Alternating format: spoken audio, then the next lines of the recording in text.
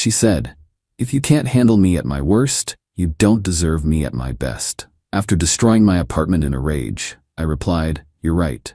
Then I handed her an invoice for the damages. Her lawyer called 48 hours later trying to negotiate. Original post: I, 35 male, am sitting here with a formal invoice, 3 repair estimates, and about 40 photos of what used to be my living room. Still processing how a 2-year relationship ended, with me having to file an insurance claim. Melissa, 32, and I had been dating for just over 2 years. She moved into my apartment 6 months ago. My place, my lease, she just contributed to groceries and utilities. Things were good until they weren't. The red flags? Looking back, obvious. She'd get these moods where nothing was right. The restaurant I picked was basic. My friends were boring. My apartment was depressing. Then she'd flip back to being sweet, saying she was just stressed from work. Last Tuesday we had plans for dinner. She texted at 5 p.m., "Running late, start without me." I waited anyway. She rolled in at 9:30, wine on her breath, makeup smeared. "Where were you?" "Out." "God, don't start with me, Derek. You said you'd be late, not 4 hours late. I made reservations." That's when she snapped. "You're so controlling." Always needing to know where I am, what I'm doing. Maybe I needed space to breathe. Melissa, asking where you were after you no-showed our plans isn't controlling. She grabbed her phone, started scrolling, ignoring me. I saw she was on some guy's Instagram, lots of hearts in the comments. "Who's that?" She jumped up. "See? This is what I mean. You're suffocating me. You're literally commenting hearts on some dude's thirst traps while I'm talking to you about standing me up." And then, the Marilyn Monroe quote. She actually said it. While mascara ran down her face, wine slurring her words. "If you can't handle me at my worst, you don't deserve me at my best." Then she grabbed my PlayStation controller and hurled it at the TV. 55-inch Samsung, bought it last Black Friday. Spider-webbed instantly. "Melissa, what the?" She wasn't done. Swept everything off the coffee table. My laptop, the router, a ceramic bowl my sister made. Grabbed the kitchen knife block and threw it at the wall. Actual knives scattered everywhere. One stuck in the drywall like we were in an action movie. Started pulling books off shelves, throwing them. Kicked over my guitar stand. My Fender acoustic hit the ground with a crack that physically hurt to hear. Then she went for the bathroom and I heard bottles smashing. I didn't try to stop her, just stood there filming with my phone. 5 minutes of pure destruction while she screamed about respect and deserving better and how I was emotionally abusive for questioning her. Finally, she stopped, breathing heavy, looking around at the carnage. "This is what you made me do," she panted. "This is your fault." I looked at the destroyed TV, the knife in my wall, my broken guitar, and said the only thing that came to mind, "You're right, I don't deserve this." Her face lit up like she'd won something. "So pack your stuff and get out," I continued. "Now." The victory drained from her face. "What, baby, no, I didn't mean." "Out. Take what you can carry. You have 10 minutes or I'm calling the cops." "Derek, I'm sorry, I just got emotional. You know how I get." 9 minutes. She grabbed some clothes, crying about how I was overreacting, how couples fight, how this was normal passion. Normal, right. After she left, I took photos of everything. Every broken item, every hole in the wall, every knife mark. Then I started calling. Repair guy for the drywall, $400. TV replacement, $650. Guitar repair, $200 if fixable. Laptop screen, $300. Router, $80. Coffee table glass, $150. Bathroom damage, $75. My sister's bowl, priceless, but I quoted $50. Total, $1,905. Plus 1 day of lost wages for dealing with repairs, $280. Grand total, $2,185. Typed it all up on a proper invoice template.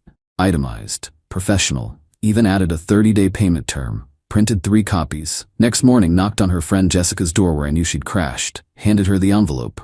"What's this?" "Invoice for the damages, you have 30 days. She laughed. Actually laughed. "You're joking. Check the photos attached." "I'm not." Slammed the door in my face. 48 hours later my phone rings. Unknown number. "Is this Derek?" "Speaking. This is Bradley Thornton, attorney representing Melissa Vaughn. We need to discuss this invoice situation." Here we go. Update 1. The lawyer call was something else. "Mr. Derek, your girlfriend, ex-girlfriend. Right, Miss Vaughn is willing to move past this incident if you withdraw your demands." Move past it. She destroyed $2,185 worth of my property. She was in emotional distress. You provoked her by asking where she was after she stood me up. She says you were controlling, jealous, that you regularly monitored her activities. I asked one question about her being 4 hours late. Silence. Papers shuffling. Look, Mr. Derek, pursuing this will get messy. She's prepared to file a restraining order citing emotional abuse. For asking her to pay for things she broke? Or a pattern of controlling behavior that led to her defensive reaction? Defensive. That's what we're calling it. Mr. Thornton, I have 5 minutes of video showing her destroying my apartment unprovoked. I have photos of knives in my wall. I have receipts for everything damaged. File whatever you want. You have video? Every second, from the TV to the guitar to the knife throwing. Long pause. I'll need to consult with my client. That was Thursday. Friday, Melissa showed up at my work. Security wouldn't let her into the building, so she waited by my car. 5 of my coworkers saw her there, crying, "Derek, please, just talk to me." "Melissa, your lawyer said not to contact each other." "Screw Bradley. He's Jessica's cousin. He doesn't get us." "There is no us. Baby, I was drunk. I was upset. You know, my dad issues make me act out sometimes." Ah yes, the dad issues. Her excuse for everything from not paying rent to flirting with bartenders. "Your dad didn't throw knives at my wall." "I'll pay for it. Okay, I'll pay. Just take me back." "Then pay. Venmo's still the same." I don't have it right now, but I will. If we're together, I'll make it right. "So you'll pay the invoice if I take you back, but not if I don't?" She realized what she just said. "That's not. I mean, goodbye, Melissa." Got in my car. She pounded on the window, making a scene. Security came over, asked if I needed help. I said no, just drove off with her screaming in the parking lot. Saturday morning, her mom called. Diana, the enabler-in-chief. "Derek, sweetie, Melissa told me what happened. Did she tell you about the knives?" "She said you two had a fight and things got broken." "She threw a knife block at my wall, Diana." "Knives. Plural. In my wall." "Well, you must have really upset her. Melissa doesn't just act like that." "Actually, she does. Remember when she keyed her ex's car?" "That was different. He cheated." "No, he didn't. He had a female study partner." "Well, she felt betrayed." "So property damage is her go-to?" "Derek, just drop this invoice nonsense. You're embarrassing her." "She embarrassed herself. If you ever loved her, I loved who I thought she was. That person wouldn't have destroyed my apartment." "Doll, $2,000 is nothing to you." "It's not about the money, Diana. It's about consequences." "What if she can't pay? Then I take her to small claims court." Diana hung up on me. Sunday, got a text from an unknown number. It was Antonio, the guy from Instagram she'd been hearting up. "Bro, just wanted you to know I didn't know she had a boyfriend. She told me you were her roommate." "My bad." "Roommate? We shared a bed for 6 months, but sure, roommate." "How long?" "Been talking for like 2 months. Met up a few times. Nothing physical though. She said she wasn't ready because of her toxic living situation." Toxic living situation. That's what she called our relationship while lining up my replacement. Thanks for letting me know. She's crazy, tell you. Showed up at my place at 3 a.m. Friday, crying about some invoice. Trying to stay the night. Had to call her an Uber. Even Antonio could see the crazy. Antonio, who'd only known her 2 months. Monday morning, got another call from Bradley, the lawyer. "Mr. Derek, Ms. Vaughn is willing to pay $500 toward damages. The invoice is for $2,185. She doesn't have that kind of money. She has a job, she has parents, she has options. Be reasonable. $500 is a good faith offer. Throwing knives at my wall was bad faith. The invoice stands. If you pursue this, we'll countersue for emotional distress." "For what? Breaking up with her after she destroyed my apartment?" "For the trauma of being filmed without consent during a mental health crisis." Mental health crisis? Is that what we're calling temper tantrums now? "Mr. Derek?" "Mr. Thornton, she was filmed in my apartment, destroying my property. I had every right to document it. See you in court." Hung up. Then I did something petty. Posted one photo on Instagram, just the knife sticking out of my wall. Caption, "When people show you who they are, believe them." Within an hour, my DMs exploded. Mutual friends asking if I was okay, her friends calling me dramatic, and then Melissa herself from her account, "Take that down now." Blocked. New account 5 minutes later. "Derek, please, everyone's asking me about it. Blocked again. Her mom, you're ruining her reputation. Blocked. Jessica, real mature Derek. Blocked and deleted. The beauty of it? I didn't name anyone. Just posted a knife in a wall. If people made connections, that's on them. Update 2 Tuesday afternoon, Melissa tried a new strategy. She showed up at my apartment with her emotional support team. Jessica, her mom Diana, and surprisingly, her dad Robert, who she supposedly had all those issues with. I watched them through the doorbell camera. Didn't open. Derek, we know you're home. Your car's here. Melissa called out. I texted her. Communication through lawyers only. I fired Bradley. Please, my dad wants to talk to you man to man. Robert, the absent father who allegedly caused all her problems, cleared his throat. Son, I drove 2 hours for this. Least you can do is hear me out. I opened the door but kept the chain on. Mr. Vaughn. Derek, look. My daughter, she's passionate, gets that from her mother. Diana huffed. Robert? What? It's true. You threw my golf clubs in the pool when I forgot our anniversary. That was different. How? Melissa cut in. Can we focus? Derek, baby, I'm getting help. I found a therapist.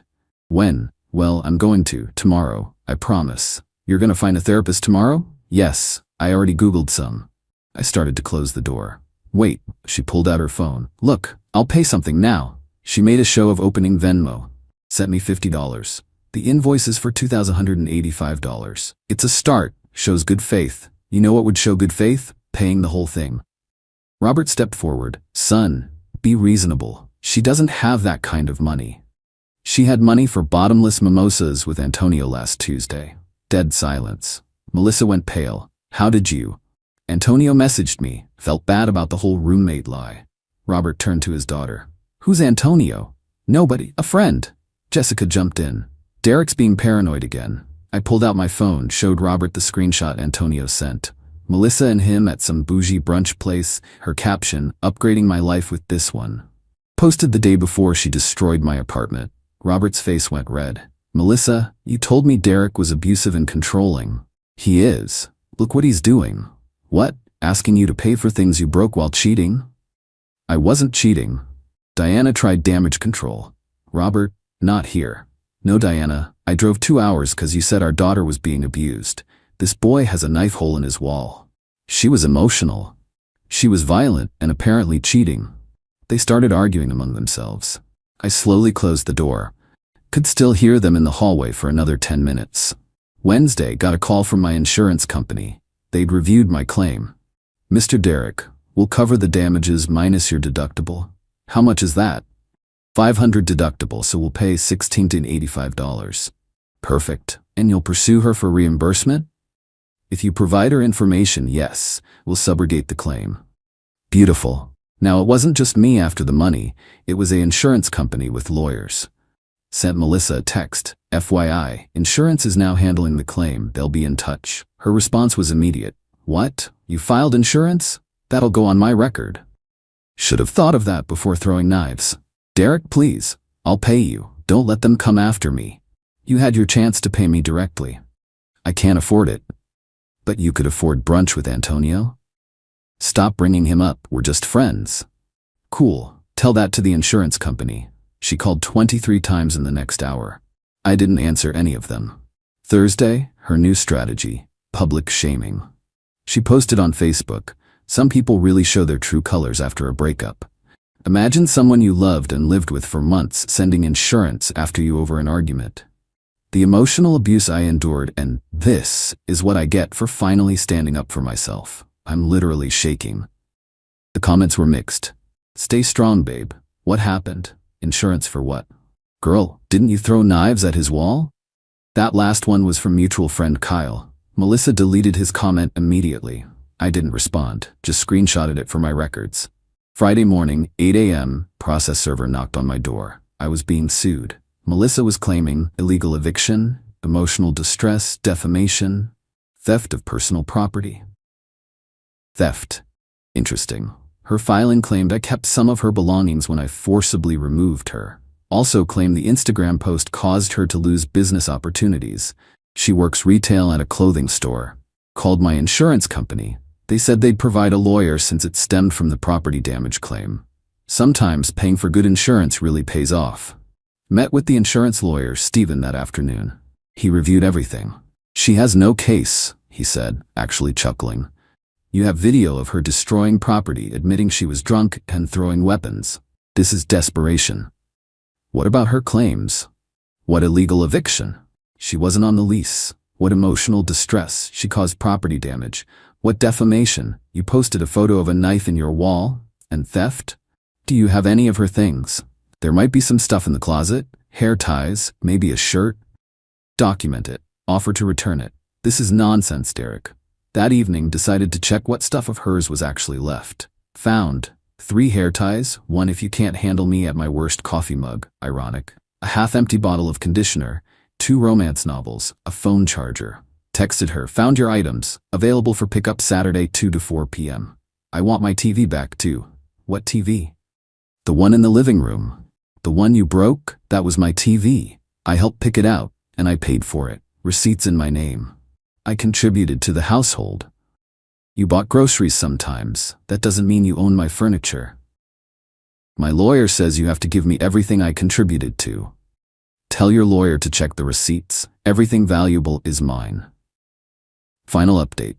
The court date was 3 weeks later. Small claims for my invoice plus her countersuit. Melissa showed up in what I can only describe as her court costume. Conservative dress, minimal makeup, hair in a bun. Going for the innocent victim look. Had Bradley with her, guess she rehired him, plus Jessica and her mom in the gallery. I had Stephen from insurance, plus the folder of evidence. Judge called my case first. Stephen presented the invoice with receipts, photos of all damage, the 5-minute video, screenshots of her admission via text, the insurance claim documentation. The video was the killer, Melissa throwing the controller at the TV, sweeping everything off the table, the knife block hitting the wall, her screaming, "This is what you made me do." Judge's face was stone-cold professional, but I saw his eyebrow twitch at the knife part. Bradley tried to argue, "Your Honor, Miss Vaughn was in emotional distress after discovering infidelity." "What infidelity?" Stephen interrupted. "There's no evidence of Mr. Derek being unfaithful. He was emotionally unfaithful. Controlling, monitoring her friendships." Stephen pulled out Antonio's messages. Ms. Vaughn told another man that Mr. Derek was just her roommate while they were living together as a couple. The judge reviewed the messages. "Ms. Vaughn, were you in a romantic relationship with someone else during this time?" "No, Antonio was just a friend." "Who you told that Mr. Derek was your roommate?" I didn't want to complicate things." "I see, and the property damage." Bradley jumped in. "A momentary lapse in judgment due to sustained emotional abuse." The judge cut him off. "Counselor, I've seen the video. Miss Vaughn destroyed property while Mr. Derek stood there filming. He didn't touch her, didn't threaten her, didn't even yell. Where's the abuse? The psychological manipulation of asking where she was when she was 4 hours late." Silence. Judgment for plaintiff, $2,185 plus court costs. Then her countersuit. Bradley argued the illegal eviction first. Stephen responded with 1 document, the lease showing only my name. "She was a guest," Stephen said. "No tenant rights established, no rent paid, no written agreement." Judge agreed. Claim dismissed. Emotional distress? "Your client caused property damage that could have resulted in physical harm," the judge said. "Knives were thrown. If anyone has an emotional distress claim, it's Mr. Derek." Dismissed. Defamation? Stephen pulled up my Instagram. 1 photo of a knife in a wall with the caption, "When people show you who they are, believe them." No names, no identification of Ms. Vaughn. "Everyone knew it was about her," Bradley argued. "Because she told them," Stephen responded. Mr. Derek never identified her. Dismissed. Theft claim? I pulled out a bag. "Your Honor, I have her items here. 3 hair ties, a mug, conditioner, 2 books, and a phone charger. She's claiming I stole a TV that she destroyed." The judge actually rubbed his temples. "Ms. Vaughn, you're claiming theft of a TV you admitted to breaking? I contributed to that TV. Do you have receipts?" "No, but..." Claim dismissed. "Mr. Derek, please return her personal items." I placed the bag on their table. The mug faced up, "If you can't handle me at my worst," clearly visible. The judge saw it. His mouth twitched. "Anything else?" Bradley whispered urgently with Melissa, then stood. "No, Your Honor." Walking out, Melissa couldn't help herself. Loud enough for everyone to hear. "This is bulls. You ruined my life over things, material things. The judge called back, Miss Vaughn, you ruined those things yourself, and you now owe $2,385 including court costs. Payment due in 30 days or wages will be garnished. In the parking lot, Diana approached me. Happy now? You got your money. I got accountability. She loved you. She loved what I provided. There's a difference. Robert was waiting by their car. He nodded at me. Just a nod, but it said everything. 2 weeks later, got a notification from my bank. Melissa had paid, full amount, heard through Kyle that her parents paid it to avoid wage garnishment hitting her credit. She texted from another new number. I hope you're happy. You won. I'm in therapy now, because of you. I didn't respond, but I did finally replace the TV. Got a 65-inch this time. The knife hole is still in the wall though. Landlord said he'll fix it when I move out. Take it from the deposit. I kind of like it there for now. It's a good reminder, when someone tells you they're too much to handle, believe them the first time. Antonio messaged me last week. Bro, she showed up at my job. Had to get security involved. You weren't kidding about the crazy. Told you. She said I ruined her relationship and owe her money. For what? Emotional damages. She has a whole invoice. I laughed for 5 solid minutes. Melissa learned the wrong lesson. Instead of understanding consequences, she just learned to document first. Some people never change. As for me, I'm good. Apartment's fixed, learned to scream better, and I have a great story about the ex who literally threw knives at me, then quoted Marilyn Monroe. My new dating profile bio, if you can't handle me at my worst, that's completely reasonable and shows good boundaries. Haven't had to use the invoice template again. Yet.